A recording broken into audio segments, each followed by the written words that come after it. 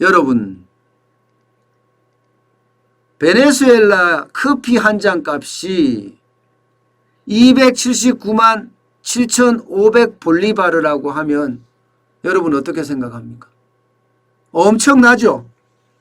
엄청나죠? 단위 자체가 무서워요. 무서워요. 279만 7,500 볼리바르니까요. 그만큼 지금 베네수엘라는요, 인플레이션이 장난이 아니란 얘기. 인플레이션이. 뭐 초인플레이션, 거대 인플레이션 이런 말이 통하지 않습니다. 2018년만 하더라도 연간 물가 상승률이 100만 단위였습니다. 100만 단위. 100만 단위, 물가 상승률이 100만 단위면 이게 물가 상승률이라고 얘기할 수가 있나요? 지난 1월에 물가 상승률 좀 좋아졌습니다. 그나마 좋아져서 1월 기준으로 연간 상승률을 보면 2665%예요. 이게 물가 상승률이 2665%, 생전 들어보지도 못했던 퍼센트죠. 2018년은 뭐 100만 %가 넘었으니까 이것은 뭐 상상도 할 수가 없죠.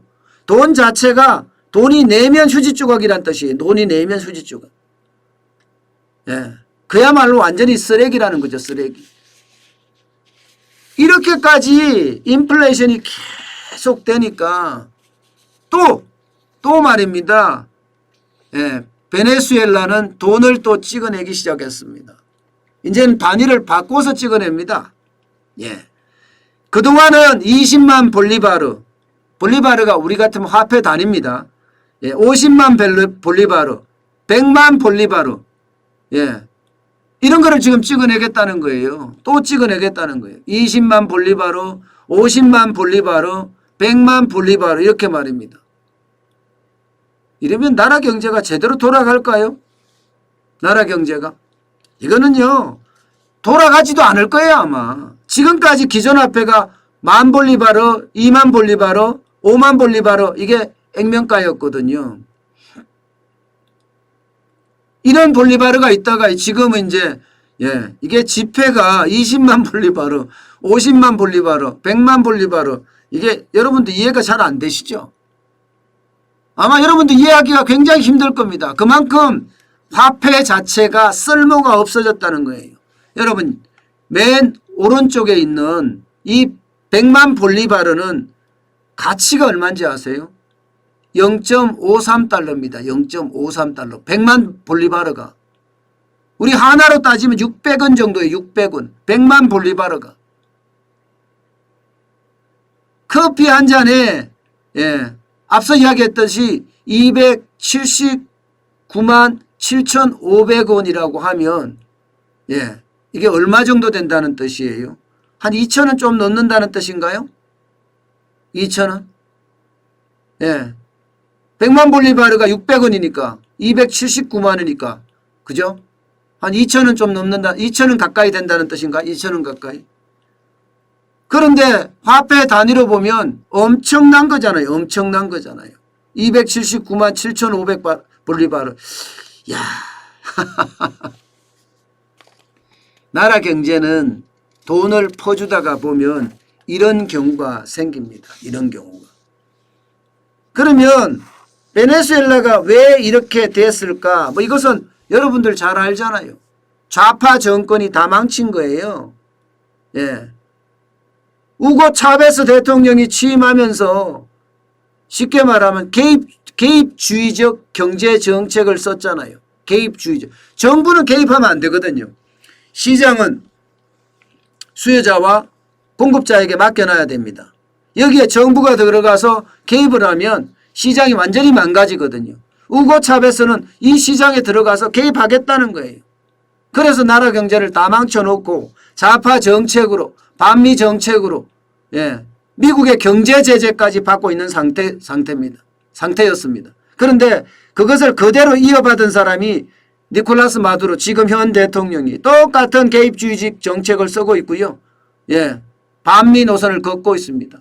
그러다 보니까 지금 돈이 아닌 거예요. 최저임금 엄청 올렸지만 올려봤자 뭐해. 돈의 가치가 뚝뚝뚝뚝 떨어져서 이제는 의미가 없어졌는데. 의미가 없어졌거든요. 돈의 가치가 떨어져서.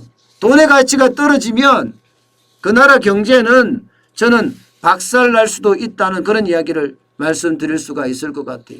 아무리 고액권을 발행을 해도요. 가치가 아주 무섭게 빵빵빵 떨어집니다. 뻥뻥뻥 떨어집니다. 그러니까 그 나라는요. 베네수엘라는 자기네 돈으로 거래하는 경우가 잘 없어요. 자기네 돈으로. 대부분 달러를 중심으로 거래합니다. 달러를. 실제로 블룸버그 통신에서 분석을 해봤더니 베네수엘라 내에서 전체 거래 내역의 66%가 외화로 거래되고 있다. 이렇게 추정이 돼요. 66%. 나라 꼴이 말이 아니다. 개판이다. 이런 얘기죠. 개판이다. 저는 우리 경제도 사실 많이 걱정이 되는 부분이 많아요. 예.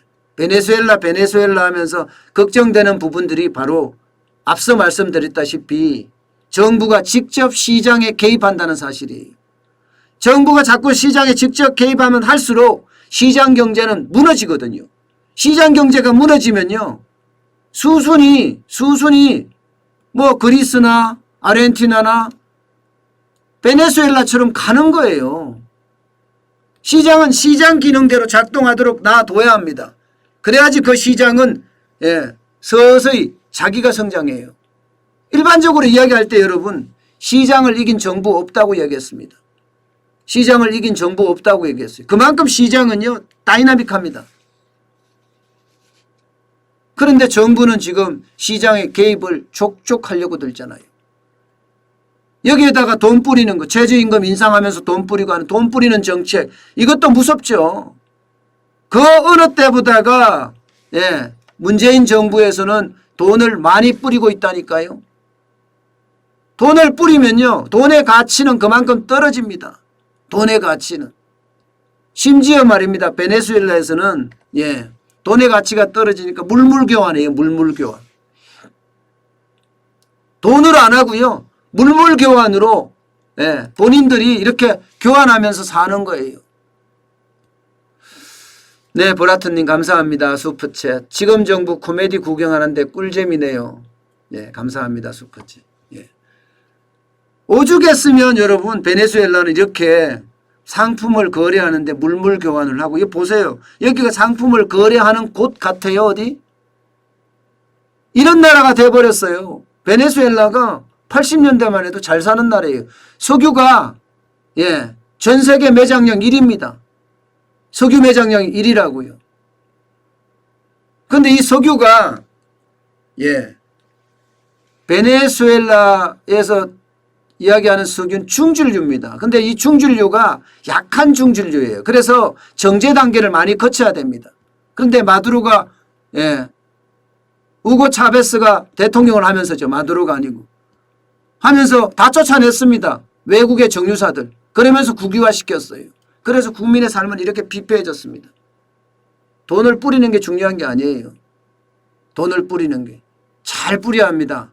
경제가 회복될 수 있도록 잘 뿌려야 되지, 무턱대고 표를 의식해서 뿌리는 거, 이거 이렇게 만들 수밖에 없다는 겁니다. 여기에다가 반미 노선은 또 어떡합니까? 반미 노선. 여러분 알잖아요. 쿼드. 쿼드라고 쉽게 말하면 이 아시아 태평양의 미사일 방어 체계입니다. 여기에 대한민국이 빠졌어요. 일본은 들어갔는데, 인도도 들어갔는데, 호주도 들어가고 미국도 들어갔는데 대한민국은 거기에 없었습니다. 왜 미국이 쿼드라는 방위체계를 만들면서 한국을 뺐을까요? 그것은요 미국이 대한민국을 믿지 못한다는 이야기잖아요. 믿지 못한다는 이야기는 자칫 잘못하면요 외교가 고립되고 결국은요 반미 노선으로 간다, 이렇게 찍힐 수도 있는 거죠.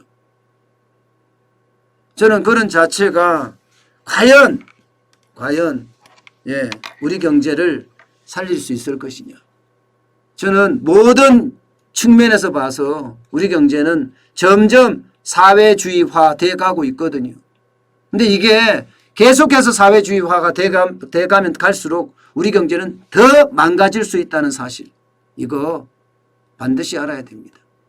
커피 한 잔에 279만 7,500원이라는 500 볼리바르라는 것, 이게 남의 일이 아닐 수도 있어요. 대한민국은 대한민국만의 어떤 은근과 끈기로 버텨야 되지, 어느 한 정치 집단의 고집으로 또 이념으로 이렇게 바뀌어가서는 안 된다는 이야기입니다.